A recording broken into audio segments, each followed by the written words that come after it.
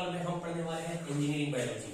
तो सबसे पहले यहाँ पे हम फ्रेंड्स जानेंगे इंजीनियरिंग बायोलॉजी का सिलेबस क्या क्या है, हमें इंजीनियरिंग बायोलॉजी में पढ़ना क्या क्या है। तो हमारे ATU के सिलेबस में इंजीनियरिंग बायोलॉजी को 10 मॉड्यूल में डिवाइड किया गया है, लेकिन हम आपके सिलेबस को सॉर्ट करके उसे 9 चैप्टर्स या 9 मॉड्यूल में कहिए तो डिवाइड कर दिया है। यानी हम आगे पढ़ेंगे इन 9 टॉपिक्स को, इन चैप्टर्स को और पूरे बायोलॉजी को कवर करने वाले हैं।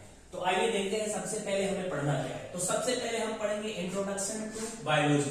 बायोलॉजी क्या है, बायोलॉजी का स्कोप क्या है, 18th सेंचुरी में क्या क्या ऑब्जर्वेशन हुआ, कैमरा आई, ये सब के बारे में हम पहले मॉड्यूल में पढ़ने वाले हैं। दूसरा क्या है, classification system in biology, classification system of biology हम पढ़ेंगे। तीसरा जेनेटिक्स के बारे में पढ़ेंगे, DNA RNA। चौथा जो है बायोमोलिक्यूल्स के बारे में पढ़ने वाले हैं। पांचवा एंजाइम्स के बारे में पढ़ेंगे। छठा जो है इंफॉर्मेशन ट्रांसफर पर्पस के बारे में। सातवां जो है वो है मैक्रो सेलुलर एनालिसिस के बारे में देखेंगे।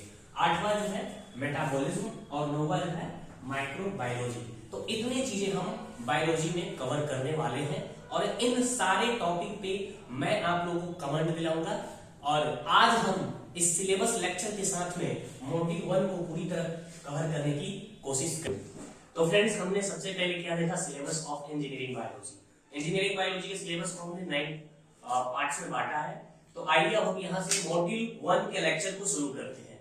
मॉड्यूल 1 के लेक्चर को शुरू करने से पहले हम सबसे पहले जानेंगे व्हाट इज साइंस। साइंस क्या होता है, क्योंकि बायोलॉजी जो है वो अपना साइंस से रिलेटेड फील्ड है। तो हम सबसे पहले जानेंगे साइंस के बारे में। अब ऐसा मत सोचिएगा लो कि सर जो है बच्चों वाला पढ़ा है, जानना जरूरी है तो जान लीजिए। What is science? The word science implies the knowledge, understanding, and implementation of phenomenon occurring in the universe relevant to human beings. It learned through experiment and observation. जितनी चीजें हमारे आसपास हो रही हैं, उन्हें साइंटिफिक तौर पे देखना ही साइंस है। जितनी चीजें हमारी हो रही हैं, आसपास फिनोमेनन घटित हो रही हैं, उनको हम कैसे सीखते हैं, या तो उन्हें देख के सीखेंगे, नहीं तो उसे अपने एक्सपेरिमेंट के द्वारा सीखेंगे या उन्हें देख के ऑब्जर्व करके सीखेंगे। तो यही साइंस है। आगे हमारा जो सब्जेक्ट जहां से जन्म लेगा, तो हम सब्जेक्ट की अब जन्म कराते हैं। तो हमारा साइंस जो है उसके 4 पार्ट्स हैं। क्या क्या देखते हैं, साइंस जो है 4 पार्ट्स में टूट जाता है। पहला है जो हमें पढ़ना है उसी को देख लेते हैं। पहला बायो दे देते हैं, दूसरे नंबर पे दे देते हैं फिजिक्स, तीसरे नंबर पे जो हम पढ़ा चुके हैं उसको दे दे रहे हैं केमिस्ट्री, और चौथे नंबर पे दे दे रहे हैं जिसमें आप लोग का इंटरेस्ट होता भी है और नहीं भी होता है, और वो है मैथ्स। तो थोड़े थोड़े शॉर्ट में हम इन चारों को देख लेते हैं ये क्या होता है। तो बेसिकली हम बायो में लाइफ के बारे में पढ़ते हैं। किस चीज के बारे में पढ़ते हैं, लाइफ के बारे में पढ़ते हैं। लाइफ क्या है, लाइफ के क्या फॉर्म्स है, लाइफ के हर फॉर्म्स एक दूसरे से कैसे कनेक्टेड है, तो हम ये सब बायो में जानते हैं। फिजिक्स में क्या पढ़ते हैं, तो फिजिक्स में हम फोर्स और एनर्जी के बारे में पढ़ते हैं और भी बहुत सारे टॉपिक पढ़ते हैं, लेकिन जनरली आप जान लीजिए कि हम फोर्स एंड एनर्जी के बारे में पढ़ते हैं। अगला है केमिस्ट्री। केमिस्ट्री में हम क्या पढ़ते हैं, तो मैंने पहला लेक्चर जो केमिस्ट्री का शूट किया था उसमें बताया है chemistry is all about matter. ठीक, और लालू जी वाला मैटर आप लोग को याद ही होगा, अगर केमिस्ट्री का आप लोग वीडियो देखे होंगे तो chemistry is all about matter. Maths मैंने बोला कि बहुतों का इसमें इंटरेस्ट होगा, बहुतों का नहीं भी होगा। तो क्यों नहीं होता है, क्योंकि maths is all about derivation and calculations. ये क्या क्या अबाउट होता है, डेरिवेशन एंड कैलकुलेशंस। तो ये बच्चों वाली चीजें थी, हम लोगों ने जान ली। अब जो हमारे काम की बात है वो अब हम जानना शुरू करेंगे। तो हमने देख लिया कि what is biology, what is science. अब हमें जो मुद्दे की बात पढ़ने वाली है वो है, पहला हम लोग का टॉपिक शुरू होता है आई और कैमरा के बीच में डिफरेंसेस और सिमिलरिटी। ये हमारे सिलेबस में है। और आइए हम अपने मानव नेत्र और कैमरा जिससे हम अनोखे अनोखे चित्र खींचते हैं उसका अंतर देखेंगे और क्या क्या समानता है। तो बायोलॉजी बेसिकली हमें पढ़ना क्यों पड़ा, बायोलॉजी इसलिए पढ़ना पड़ा क्योंकि हम इंजीनियर्स हैं, हम नए नए आविष्कार करते हैं। तो आविष्कार करने के लिए हमें प्रेरणा कहाँ से मिलती है, जो हमारे आसपास फिनोमेना हो रहा है, घटनाएं घटित हो रही है, उससे हम प्रेरित होकर नई नई चीजों का आविष्कार करते हैं। तो कैमरा का आविष्कार किस चीज से प्रेरित होकर हुआ? तो कैमरा का आविष्कार मानव नेत्र से इंस्पायर होके साइंटिस्टों ने कैमरा का निर्माण किया। तो वही कैमरा का और ह्यूमन आई का हम सबसे पहले कॉमन पार्ट्स देखेंगे कि दोनों में सिमिलरिटीज क्या है, उसके बाद हम डिफरेंसेस देखने वाले हैं। तो ये क्लियर है आपको, ये ह्यूमन आई है, और ये भी क्लियर है आपको फिगर से कि कैमरा है। तो सबसे पहले बात करते हैं रेटिना की और फिल्म की। कैमरा में फिल्म लगा रहता है और ह्यूमन आई में नेचुरली रेटिना लगा रहता है। रेटिना और फिल्म का बेसिकली काम क्या होता है? इनका काम होता है कि जो इमेज है, इमेज का फॉर्मेशन रेटिना पे होता है। हम किसी को भी देखते हैं, किसी भी सुंदर आत्मा को देखते हैं, तो हमारे मन में अजीब अजीब के ख्याल भी आते हैं। तो वो ख्याल क्यों आते हैं? क्योंकि उनका इमेज हमारे रेटिना पे जाता है और रेटिना पे हमारा इमेज उनका बन जाता है और ब्रेन को प्रोसेस कर देते हैं कि हाँ इनका इमेज बना। तो रेटिना का क्या काम है? इमेज का फॉर्मेशन। इमेज का फॉर्मेशन कहाँ होता है? रेटिना पे होता है। और कैमरा में कहाँ होता है? तो फोटोग्राफिक फिल्म पर होता है। दूसरी सिमिलरिटीज की बात करते हैं आइरिस की। आइरिस, इस वाले पार्ट को आइरिस बोलते हैं। आप लोगों ने 10th क्लास या 11th क्लास में भी पढ़ा होगा आइरिस के बारे में। आइरिस क्या करता है? ये हमारे लेंस की फोकल लेंथ को बढ़ाता घटाता है। फोकल लेंथ को बढ़ाता घटाता है। जैसे हम कहीं धूप से अंदर आए किसी अंधेरे कमरे में, तो हमारे आंखें जो होती हैं वो अपने आप बड़े बड़ी हो जाती है। क्यों बड़ी बड़ी हो जाती है? क्योंकि भरपूर मात्रा में लाइट्स इंटर नहीं करता है हमारे लेंस के थ्रू। तो हम चाहते हैं कि और ज्यादा मात्रा में लाइट्स इंटर करे हमारी आंखों में, तो उसके लिए हम लोग अपनी आंखों को बड़े बड़े कर लेते हैं। और जब अंधेरे रूम से बाहर धूप में निकलते हैं तो बहुत ज्यादा ही लाइट इंटर करने लगता है, तो हम लोग अपनी आंखों को छोटी कर लेते हैं। वो किसके थ्रू करते हैं? तो आइरिस के थ्रू करते हैं। और कैमरा में ये काम डायफ्राग्राम करता है। DIAPH मतलब डायफ्राग्राम। तो आइरिस क्या करता है? लाइट्स को रेगुलेट करता है, हमारे आंख में घुसने वाले लाइट को रेगुलेट करता है कि कितने अमाउंट में हमें लाइट्स चाहिए। और डायफ्राग्राम कैमरा में लाइट को रेगुलेट करता है। दूसरी सिमिलरिटीज क्या है? पुपिल। इस वाले क्षेत्र को पुपिल बोलते हैं और इसमें अपर्चर। इनका क्या काम है? तो इनका काम है कि जो लाइट्स इंटर हो रही है उनके अमाउंट्स को देखना कि कितना अमाउंट्स इंटर कर रहा है, ताकि हमारा इमेज फॉर्मेशन जो क्लियरली हो। दूसरा जो मेन होता है ह्यूमन आई में और कैमरा में, वो होता है लेंस। लेंस खराब हो गया तो समझिए कि पूरी दुनिया अंधेरी है। अगर लेंस साथ में है तो पूरी दुनिया दिख रही है, सब कुछ चमक रहा है। लेकिन लेंस एक बार चला गया ना तो फिर समझो कि सब कुछ चला गया। तो ये ह्यूमन लेंस के बेसिस पे कैमरा में भी एक लेंस डाला गया, जिससे क्या हुआ कि पिक्चर को कैप्चर किया जाने लगा। लेंस के थ्रू पिक्चर को कैप्चर किया जाता है। इसमें भी लेंस के थ्रू पिक्चर को कैप्चर किया जाता है और उस कैप्चर पिक्चर का इमेज जो है वो फॉर्मेशन रेटिना पे होता है। और रेटिना इस कोरोइड के द्वारा इंफॉर्मेशन ब्रेन को भेजती है कि सामने वाले बंदे का पिक्चर कैसा बना हमारे दिमाग में, या सामने वाली बंदी का इमेज कैसा हमारे रेटिना पे फॉर्म हुआ है। कैमरा को कौन ये इंफॉर्मेशन देता है कि सामने वाला जो बंदा है या बंदी है, जानवर है या कुकुर है, कुछ भी है, तो उसका इंफॉर्मेशन इसमें ब्लैक पेंट देता है। इमेज का इंफॉर्मेशन ब्लैक किया जाता है कि जो लाइट हो वो रिफ्लेक्ट ना हो, लाइट जो हो वो रिफ्लेक्ट ना हो। जैसे आप लोग मिरर देखे हो तो मिरर के पीछे एक पेंट रहता है। वो मिरर के पीछे पेंट क्यों रहता है? ताकि लाइट का रिफ्लेक्शन ना हो, हमारा जो फेस है वो क्लियरली आईना में दिख सके। इसलिए कैमरा के भी पीछे एक ब्लैक पेंट होता है, जिससे कि जो इमेज का फॉर्मेशन फिल्म पे अच्छी तरह हो सके। तो ये सब सिमिलरिटीज थी। पहला क्या था? सिमिलरिटीज रेटिना का काम कौन करता है कैमरा में? फिल्म करता है। आइरिस लाइट को एमिट करता है, उसका कौन काम करता है? डायफ्राग्राम करता है। पुपिल का काम कौन करता है? अपर्चर करता है। लेंस का काम कौन करता है? तो लेंस के लिए लेंस ही लगा रहता है कैमरा में। और चौथा कोरोइड का काम कौन करता है? तो ब्लैक पेंट करता है। कोरोइड हमारे ह्यूमन आई में रहता है कि ये लाइट को कम से कम रिफ्लेक्ट होने दे, और कैमरा पे ब्लैक पेंट कर दिया जाता है कि लाइट को रिफ्लेक्ट ना होने दे और यहाँ पे रेटिना पे इमेज अच्छे से बने और इसमें भी सिलेबरी इमेज अच्छे से बने। तो हमने ये सिमिलरिटीज देखा कैमरा में और ह्यूमन आई। अब हम देखने वाले हैं डिफरेंसेस, इन दोनों में डिफरेंसेस क्या है। आप लोगों से रिक्वेस्ट है कि आप लोग जो मैं बोर्ड पे लिखवा रहा हूँ उसका नोट्स साथ साथ बनाते चले, और हम कोशिश करेंगे कि जो पढ़ा रहे हैं इसका पीडीएफ नोट्स का टेलीग्राम चैनल पे अवेलेबल करा दें। उसका लिंक हम लोग वीडियो के डिस्क्रिप्शन में मेंशन कर देंगे, वहां से आप लोग टेलीग्राम चैनल ज्वाइन कर लीजिएगा और वहां से लेक्चर का पीडीएफ डाउनलोड कर लीजिएगा। तो हम अब देखने वाले हैं कैमरा में और ह्यूमन आई में डिफरेंसेस क्या क्या है। तो पहला डिफरेंसेस देखते हैं। कैमरा लेंस है, तो लेंस है तो उसका कुछ ना कुछ फोकल लेंथ होगा, तो ये तो आर्टिफिशियल लेंथ है।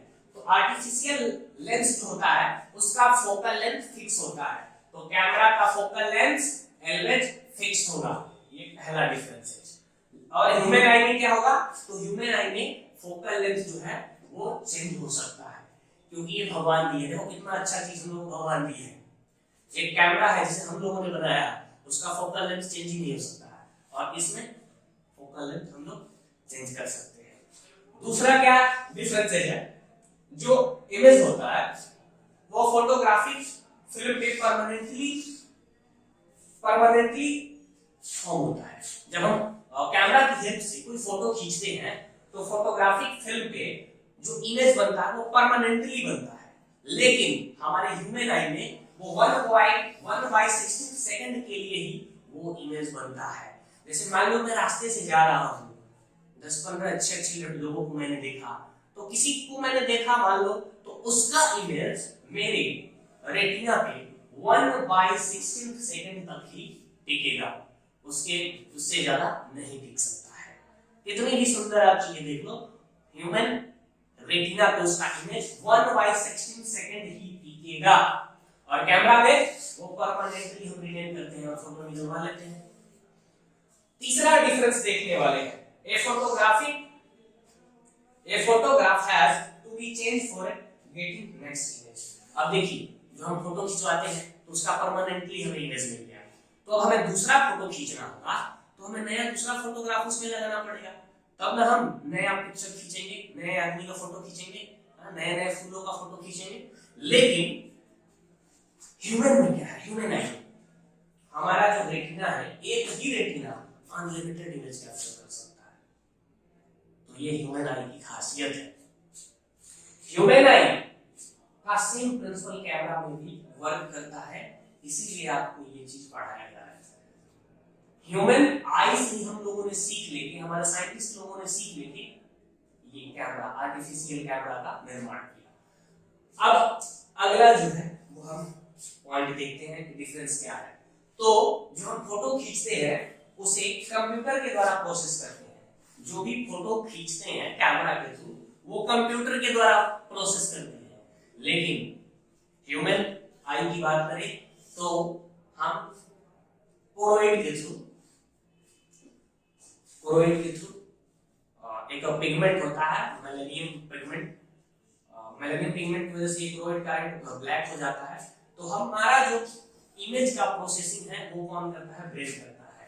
रेटिना से इंफॉर्मेशन चला जाता है ब्रेन के पास, यहाँ ऐसे आदमी का, ऐसे किसी भी चीज का इमेज बना है, तो इमेज का प्रोसेसिंग कहाँ होता है, ह्यूमन आई में, ब्रेन में, और कैमरा में कंप्यूटर से होता है।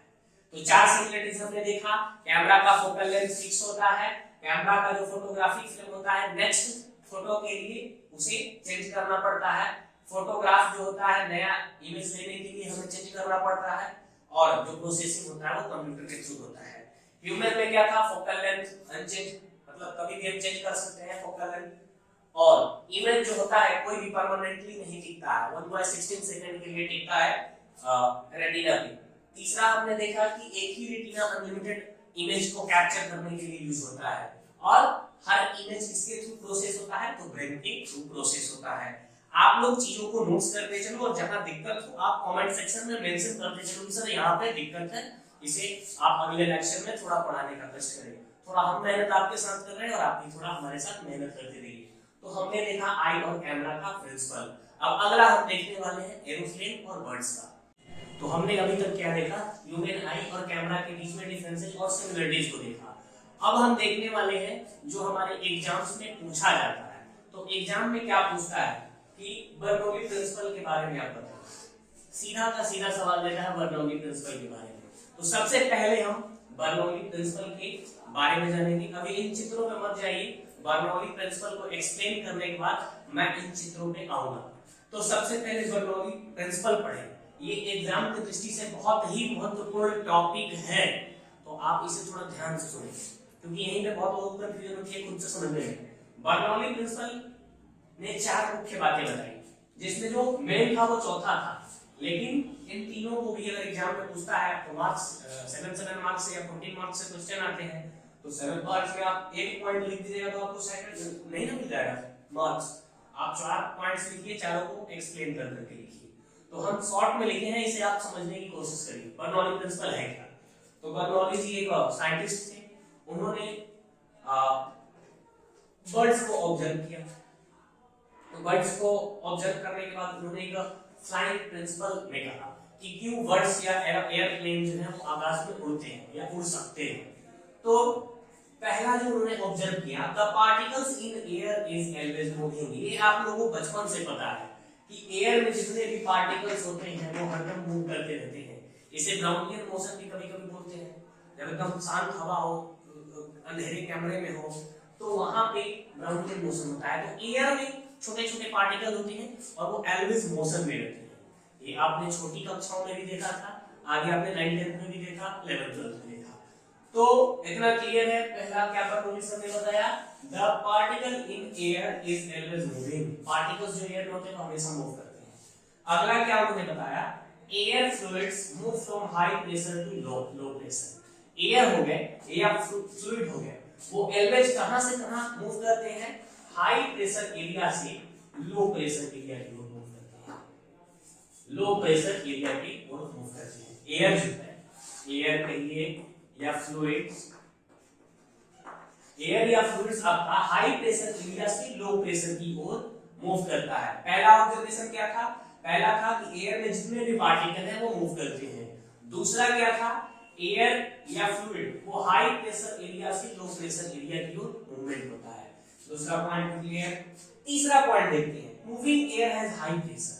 अब हमने तो ये देख लिया कि एयर जो है वो हाई प्रेशर से लो प्रेशर की ओर बढ़ता है।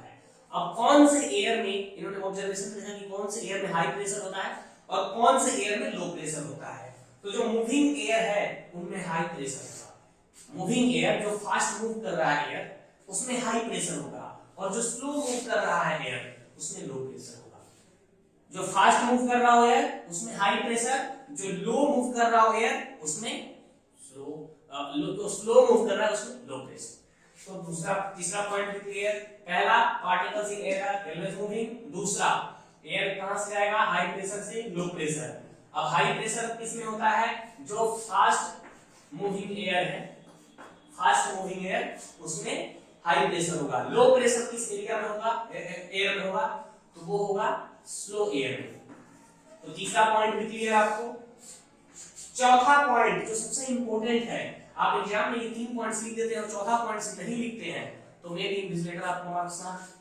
तो चौथा पॉइंट को समझिएगा, इसी पे ये प्रिंसिपल है एयरप्लेन के उड़ने का और अपनी चिड़िया के उड़ने का। तो velocity of flow increases, pressure decrease. कुछ समझ में आया? वेलोसिटी, जब हवा जितना तेज बढ़ेगा, जब flow of velocity, flow of air बढ़ेगा, तेज होगा, जितना फास्ट होगा, प्रेशर उतना ही घटेगा। यानी जितनी तेज हवाएं बहेगी उसमें प्रेशर क्या होते जाएगा, घटते जाएगा। हमने तीसरा ऑब्जर्वेशन में भी देखा था कि हाई प्रेशर कहां जनरेट होता है, वहां जहां पे फास्ट मूविंग हवाएं हो, तो हाई प्रेशर जनरेट होगा। वेलोसिटी जब बढ़ेगा, वेलोसिटी जब बढ़ेगा, इतना समझिए, वेलोसिटी जब बढ़ेगा तो वहां पे प्रेशर घटेगा। आपको प्रोपोर्शनैलिटी के साइन से बता देता हूं। जब वेलोसिटी बढ़ेगा, फ्लूइड का, एयर का फ्लो का वेलोसिटी बढ़ेगा तो जो प्रेशर है वो घटेगा, जो प्रेशर है वो घटेगा। अब इस साइन से आपको क्लियर हो गया होगा चौथा पॉइंट कि जब वेलोसिटी इंक्रीज करेगा किसी भी ऑब्जेक्ट का या पार्टिकल का या एयर का वेलोसिटी इंक्रीज करेगा तो उसका प्रेशर जो है वो घटेगा। तो बर्नौली जी ने यही चार बातें की थी। पहला बात, जो पार्टिकल होते हैं एयर में, जो पार्टिकल होते हैं वो हमेशा मूवमेंट में रहते हैं। दूसरी बात, जो एयर है या फ्लूइड है वो हाई प्रेशर से लो प्रेशर की ओर मूव करता है। तीसरी बात, जो फास्ट मूविंग एयर है वो हाई प्रेशर जनरेट करते हैं, जो स्लो मूविंग एयर है वो लो प्रेशर जनरेट करते हैं। चौथा क्या है, अगर फ्लूइड का, एयर का वेलोसिटी बढ़ेगा तो उसका प्रेशर घटेगा।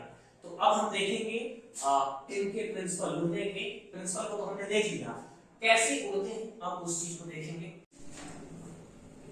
तो आइए अब हम लोग देखते हैं comparison between birds and airplane के फ्लाइंग मूवमेंट में। हमने बर्नौली प्रिंसिपल को सबसे पहले देखा। बर्नौली प्रिंसिपल ने के ही अकॉर्डिंग जो एयरप्लेन है या बर्ड है वो फ्लाई करते हैं, और हमने उनके 4 पॉइंट्स को पढ़ा अभी पिछले बिंदुओं में देखा उन्हें। अब हम देखने वाले हैं कि बर्ड्स कैसे फ्लाई करते हैं और एयरप्लेन कैसे फ्लाई करते हैं, किस वजह से ये फ्लाइट लेते हैं और किस वजह से ये टेक ऑफ करते हैं। तो बायोलॉजी हम क्यों पढ़ते हैं? बायोलॉजी हम इंजीनियरिंग में इसलिए पढ़ते हैं क्योंकि जो फेनोमेनन आसपास घटित हो रहा है उससे हम नई चीजों का आविष्कार करें। तो बर्ड्स को उड़ते देखता हुआ ह्यूमन के भी मन में विचार आया कि हम भी कोई उड़ने वाली चीज को बनाए, तो उन्होंने एयरप्लेन को बनाया। तो एयरप्लेन को बनाने के पहले बहुत सारी प्रयासें हुई, लेकिन सारे प्रयास असफल हुए। राइट ब्रदर्स ने एयरफॉइल टेक्नोलॉजी का इस्तेमाल करके स्पेशल टाइप का विंग्स क्रिएट किया जो इस कर्व शेप की होती थी। इस विंग्स की वजह से नीचे से थ्रस्ट मिलने लगा और जो फ्लाइट थी वो टेक ऑफ होने लगी। तो देखते हैं कि वो कैसे काम करता है जिसकी वजह से जो फ्लाइट है या बर्ड्स है वो फ्लाई करते हैं। ये विंग्स है एयरप्लेन का, ये एक विंग्स है, ये अपर एक स्ट्रीमलाइन आई और इसके ऊपर से गई, एक स्ट्रीमलाइन आई और इसके नीचे से गई। जब ये हाई वेलोसिटी के साथ रनवे पे एरोप्लेन चलेगा तो एयर का मूवमेंट बढ़ जाएगा, तो एक स्ट्रीम जो होगा वो पंख के ऊपर से बहेगा और एक स्ट्रीम जो है वो पंख के नीचे से बहेगा। जब ये ऊपर जाएगा और जब एयर कवर करेगा तो इतना स्पेस यहाँ खाली पड़ जाएगा। जो अपर वाला स्ट्रीम लाइन है वो लॉन्ग डिस्टेंस कवर करेगा क्योंकि वेलोसिटी एयर का ज्यादा है और ये अपर स्ट्रीम लाइन है। डाउनवर्ड जो स्ट्रीम लाइन है वो थोड़ा कम दूरी कवर करेगा और यहाँ पे जो है स्पेस खाली होते जाएगा। तो ऊपर में क्या होगा, वेलोसिटी ज्यादा है, वेलोसिटी ज्यादा है तो यहाँ पे हाई प्रेशर एरिया जनरेट हो जाएगा, हाई प्रेशर एरिया जनरेट हो जाएगा। नीचे में क्या है, एयर का वेलोसिटी कम है इसीलिए एयर जो है कम डिस्टेंस कवर कर रहा है।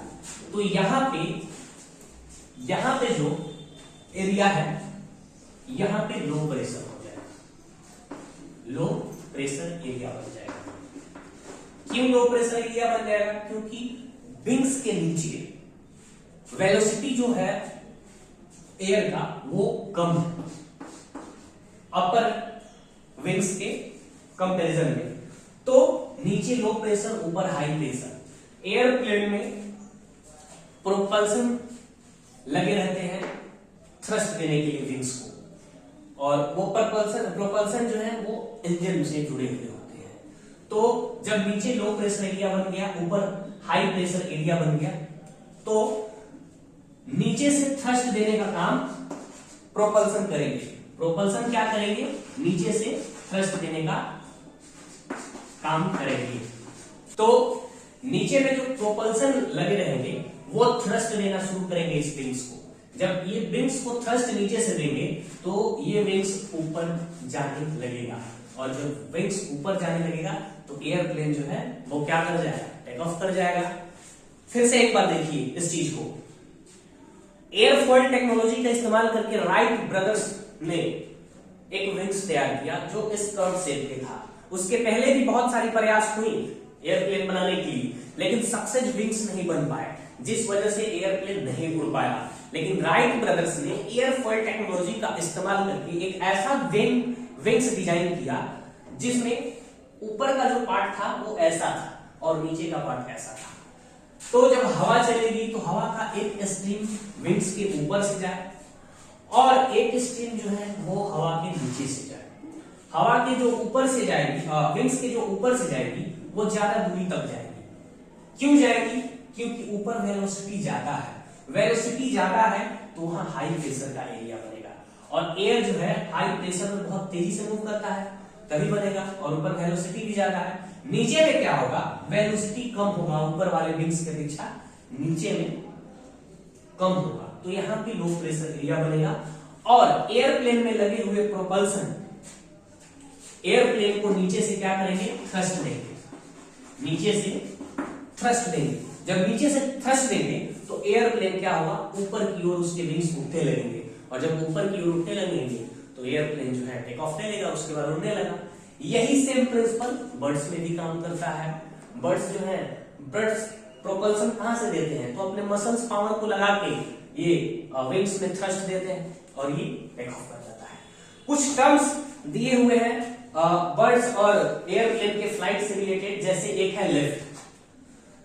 तो जिस थ्रस्ट की वजह से हम ऊपर उठे, जिस फोर्स की वजह से ये विंग्स ऊपर उठा, जिस फोर्स की वजह से ये विंग्स ऊपर उठा, उसे हम बोलेंगे लिफ्ट फोर्स। क्या बोलेंगे? Lift force. जिस फोर्स की वजह से विंग्स ऊपर उठा, ये विंग्स ऊपर उठा, उसे हम लिफ्ट फोर्स बोलेंगे। दूसरा है ड्रैग। तो आपने देखा होगा जो आगे का शेप होता है एयरप्लेन का या बर्ड्स का, वो स्ट्रीमलाइन होता है। तो जब स्ट्रीमलाइन होगा, क्यों स्ट्रीमलाइन होता है? कि जो प्रेशर पड़े आगे से वो कम पड़े। ठीक, तो जो एयरप्लेन के उड़ते टाइम ऑपोजिट डायरेक्शन में फोर्स लगता है, या बर्ड्स के उड़ते टाइम ऑपोजिट डायरेक्शन में जो फोर्स लगता है उसे ड्रैग फोर्स बोलते हैं। ठीक, क्या बोलते हैं? ड्रैग फोर्स बोलते हैं। उठाने के लिए जो फोर्स लगा वो लिफ्ट फोर्स, और अपोज जो किया फोर्स वो ड्रैग फोर्स। तीसरा टर्म आता है थ्रस्ट। तो थ्रस्ट जो है जनरेट किया जाता है, ये भी लिफ्ट करने के लिए। इसको लिफ्ट करने के लिए ये जो लिफ्ट फोर्स है ये कहां से जनरेट होता है? थ्रस्ट के थ्रू जनरेट होगा। और वो थ्रस्ट कौन देता है? तो ये प्रोपल्सन देता है। थ्रस्ट फोर्स है जो विंग्स को उठाने के लिए यूज होता है, और उस प्रोपल्सन थ्रस्ट को कहां से जनरेट करते हैं? प्रोपल्सन से करते हैं। प्रोपल्सन आप देखते होंगे यहाँ विंग्स में लगे रहते हैं, ऐसे बड़े बड़े चरखे चलने वाले, इधर में पीछे में लगे होते हैं, तो उनसे प्रोपल्सन ये जनरेट करते हैं। और उस प्रोपल्सन से क्या मिलता है? थ्रस्ट मिलता है। थ्रस्ट से क्या मिलता है? एक लिफ्ट फोर्स मिलता है, जिससे विंग्स उठ जाते हैं और आगे बढ़ने लगते हैं। और आगे बढ़ते टाइम जो ऑपोजिट फोर्स लगता है उसे ड्रैग फोर्स बोलते हैं। तो यही बात मुख्य है बर्ड्स और एयरप्लेन के फ्लाइंग में। और इन दोनों के फ्लाइंग के पीछे कौन सा प्रिंसिपल काम करता है?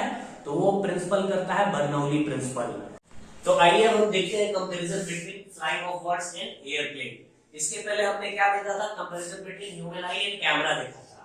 और हमने बर्नौली प्रिंसिपल से ये जाना कि कैसे प्लेन को लिफ्ट मिलता है।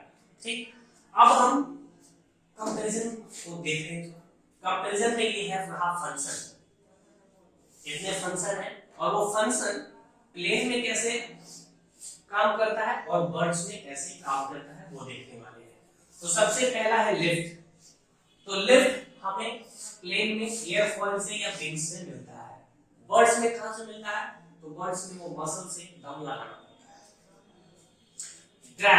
ड्रैग आगे से लगता है, तो स्ट्रीमलाइन शेप होता है प्लेन का, इनका भी आगे भी लगता है, और इनका भी शेप स्ट्रीमलाइन होता है, इनका भी आगे में ही ड्रैग फोर्स लगता है। तीसरा थ्रस्ट जो है कैसे जनरेट होता है? तो थ्रस्ट एयरप्लेन में प्रोपल्सन के थ्रू जनरेट होता है। मैंने आपको पीछे भी बताया ये प्रोपल्सन जो है जनरेट कहां होता है और किसकी वजह से होता है? तो इंजन की वजह से जनरेट होता है।